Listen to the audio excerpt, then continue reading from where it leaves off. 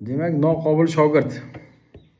Bir zamonlar Luqmon Hakim degan tabib bo'lgan, bu Qur'onda ham kelgan. Shu kishining bir noqobil shogirdlari bor ekan.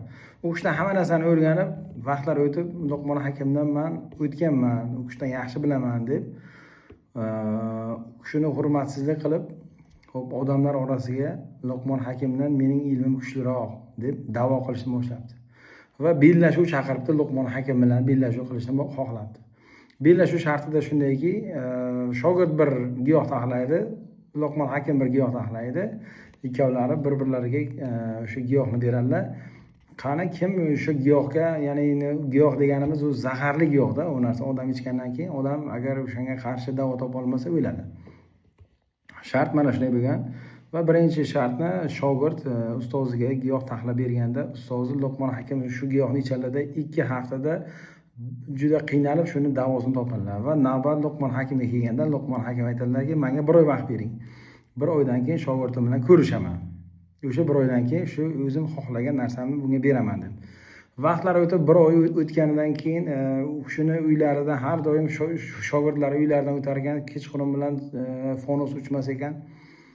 Faqat qanaqadir ovoz chiqib turar ekan, shu taqir-tuqir qilgan ovoz chiqib turar ekan, aytar ekanki, bu qanaqa giyoh taxlayaptilar ustoz, menga o'rgatmagan ekanlar deb 1 oy vahimaga tushib, 1 oydan keyin Luqmon Hakim bir kosada suv ichiga yana bir kichkina bir piyoladagi ozgina narsani solgan ekanlar, mana buni ich degan ekanlar.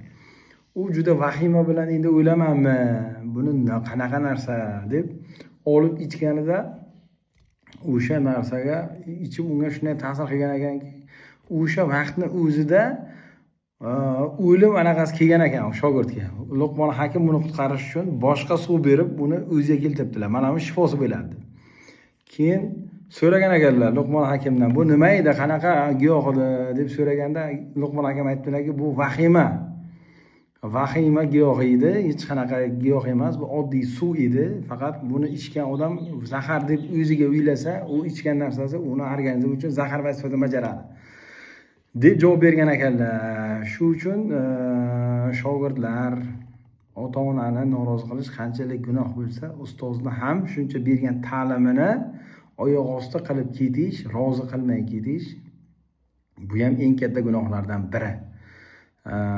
Noqobil shogird bo'lmang.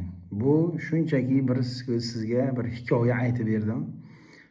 Ota-onangiz gapi bilan yoki kimlardir maslahati bilan ustozingizdan ayrilmang. Ustozlar har xili bor, lekin sizni shu darajaga olib kelgan bo'lsa, ustozingiz oxirigacha ham yetib biladi. Shuning uchun darrov bir reklama bir narsalarga uchib